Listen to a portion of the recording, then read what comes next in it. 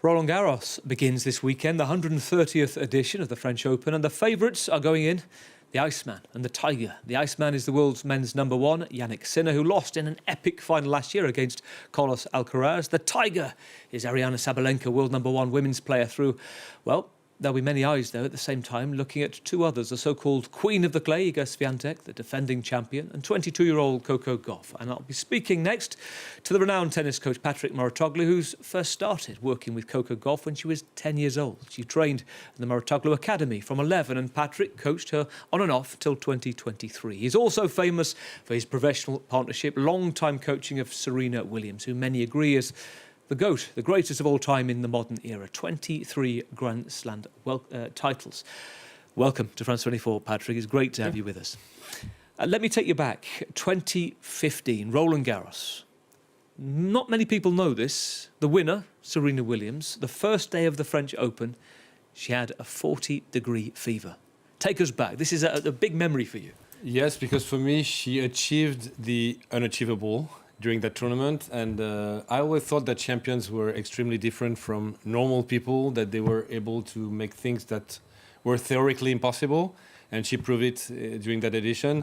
So she was so sick that she could not practice. We didn't practice one time the whole tournament. She could not. She was literally going from her bed to the center court, playing the match, going back to the bed. And I remember one day I came to her apartment. She has an apartment in Paris. She was in bed, of course. So I sat on the bed and I was feeling how much fever she had because it was so hot around her. And I said to her, come, let's have at least a walk to take some fresh air. She stood up. We walked 2-3 meters.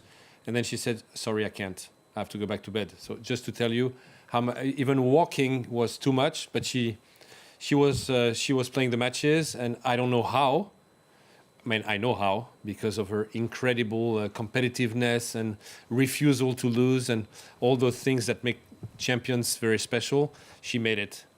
I think, if I'm right in saying, you've been working with her around 3 years up until that point. Yes, you're right. At which point was that the moment that you thought, this is somebody formidable? Well, I thought so before, because, of course, everybody knew Serena before I started to coach her, and I was watching her for already almost 10 years, because, more than 10 years, actually. So I always thought this woman is really different. I think it's very obvious that she has an inner strength that is something else. And actually, it was as a professional tennis coach, that was my dream to one day coach someone that was so special. My dream became true in 2012 when she asked me to start working with her after not being able to win a Grand Slam for 2 years, being number 6 in the world, and thinking that maybe that was the end of her career. And the end of her career ended up being a start of her career, because from 2012, she won 10 more Grand Slams and became the greatest of all times, because she achieved 23 Grand Slams, which is the women's record. But yes, I thought she was special, and to be honest, she proved it to me almost every time, almost every day. When you try to work out this is working or it isn't working, and I'm minded of people like Alex Ferguson when they're used to dealing with Eric Cantona, for example. You have to have a particular type of profile. Or the boss of the Chicago Bulls dealing with Dennis Rodman, particular mavericks of the sport. People are treated differently. Are there personalities that you're always looking for, that you know you will click with, Serena Williams being a case in point, and the ones that you think, I couldn't offer anything there? Well, I know that a lot of people think this way. I don't, personally, because I think our job is to connect with people, understand those people, and find a way to be the ideal coach for that special person. You don't have to be yourself. You have to be the right person. And I think, in a way, it's too easy to say, I want to coach someone that fits everything that I think, my values, people are different. And in a way, being a coach is also being a chameleon and adapting to the needs of each player to take the best out of each player. That's what's great. And that's what's exciting, because otherwise you would repeat this. It would be the same recipe every time, which is actually what coaches do when they're looking for the same profile of players every time. I think the magical thing about this job is that you need to get to know the person, both, of course, on the sports side, but also on the personality side. and find how to click with the person, speak the right language to this person, and then you have a good chance to take the best out of this person and make him or her use fully his or her potential. There is a conversation that's almost become legendary in its kind of mythic sense of what happened. So you can set the record straight here. But there was a moment where you said to Serena, there are 3 rules that are important. And there's a kind of the relationship changed after that. Yeah, that was the start. And I think she was testing me. And she knows she's really impressive as a person. First, she has an incredible natural presence. And she's a bit scary. I've seen most of the people are really scared of her. Without her doing anything for that, but and she wanted to test me to see if I had the character to work with her, and it was the first practice in Wimbledon. So we started to work together 1 week before Wimbledon, and then we arrived in Wimbledon. First practice, she enters the tennis court. I say hi to her. She doesn't look at me. She doesn't answer, and then she starts practicing. At some point, I stopped the practice and I start to give her some advice. She doesn't look at me. She doesn't answer me, as if I don't exist. So then she sits down to get some rest at the changeover during practice. And then, yes, I come to her and she had a cap. So I hit not her head, but this part of the cap. Yeah, how do you call it? The cap, the casquette. Okay, I hit it. To wake her up. So she had to look at me because she was not looking at me on purpose. And when I do this, she looks at me and I say, listen, with me there are 3 rules and you're going to respect the rules. Rule number 1, when you enter the court, you look at me and you say good morning. Rule number 2, when I talk to you, you look at me and you answer me. And then she said, what's rule number 3? And the bad thing is I had forgotten rule number 3. So I said, I don't know at the moment, but I will tell you. And yeah, I mean, I took the risk to lose my job, but I mean, just starting and being potentially with the best player I could work with. But I thought if I don't do it, she's not going to respect me because she's disrespecting me at the moment. If I let her disrespect me, I'm not worth being respected. So that's why I did it. And she said to me months later, when you did this, you had me. There's something else that strikes me, which is today in football, the England manager, Thomas Tuchel, has announced the squad. And he's left out certain players because he said it's not talent I'm looking for. It's who's playing right now. And this is something that goes back to you. You don't look... You think talent is almost a curse. Yes, I completely agree with him, by the way. I mean, first, in football, of course, how good do you play at the moment? You can be talented and not be in good form, so he's right. But more generally speaking... I don't value talent. I think it's a mistake to value talent. When you speak to your children, for example, you speak to your player.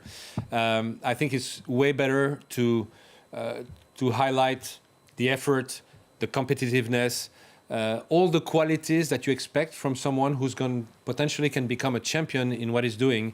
And I think people who are very talented, as you said, it's a curse because it gives them the feeling that they can succeed without working because they do things without making efforts.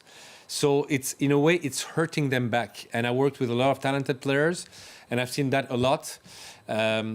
It's important when they're young that they realize that without the real values, you don't go far. You can go further because you have talent, but you're not going to go all the way, and you're not going to use your potential. And that's the saddest thing in life. When you have a potential, let's use it fully.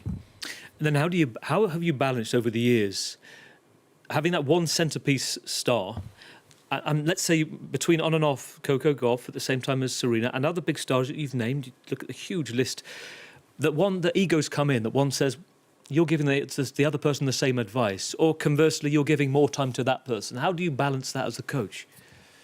Well, I mean, I was lucky because Coco was very young, so Serena didn't see her as a threat. If I would help a player same age or playing the same tournaments, that would be a no-go for sure. And I understand, players want you to be focused on them and they don't want you to help someone who might play against them tomorrow. But Coco was very young. I think Serena wanted her to succeed too. So that was okay. The good thing is I had a full team at my academy who was working with her on a daily basis. I was just going and coming and supervising, but from afar, not being on the court with her every day because I was traveling the world with Serena all year long to play the for her to play the tournaments, to work with her, I would not be able to do it anyway. You will know, going back to talent and reputation, yours is renowned. When you were young Patrick, who was the Mouratoglou of your time? What made you think this is the sport for me? I can, in terms of coaching, yeah. Okay, so I can tell you, because when I started my academy, it was in 1996, previous century. I didn't have a name. I was nobody in tennis, and I didn't know even what coaching was about. I just wanted to create the best tennis academy in the world. That was my goal. And I thought, if I want to be able to have good players, to attract good players, I need to have a name. And then I thought, who's the best coach in the world? And a name came to me, Bob Brett, who was the coach of Boris Becker, brought Boris Becker to #1 in the world, brought Goran Ivanisevic to #2 in the world. He was the big name. And I thought I have to convince him. And I had a meeting with him, and we spoke for 1 hour, and then he shook my hand. He said, let's go. And my academy was named Bob Brett for 6 years. It would probably still be named Bob Brett if he didn't decide to leave. So after 6 years, he decided to leave and do his own academy. But I was really looking up to him, and I owe him a lot, because we had a great relationship, and every time he was on the court, even though I was wearing a suit and doing all the work behind the scenes, he was telling me, come on the court with you, I want to show you, and he showed me everything he knew. Which takes us to this weekend. When you're watching tennis, can you enjoy it? Can you let yourself go? Or are you constantly thinking and calibrating what they're doing wrong, what they're doing right? Do you actually ever have a popcorn moment where you can enjoy the sport for sport itself? It's very rare. Most of the time, I can't help analyzing everything, because it's my job, coaching for now 30 years. And I worked also for TV, for most of the biggest sports channels, where I was doing the same. Watching the matches, commentating. So, but sometimes it happens. I can say, for example, the last year's final between Alcaraz and Sinner, the level was so incredible.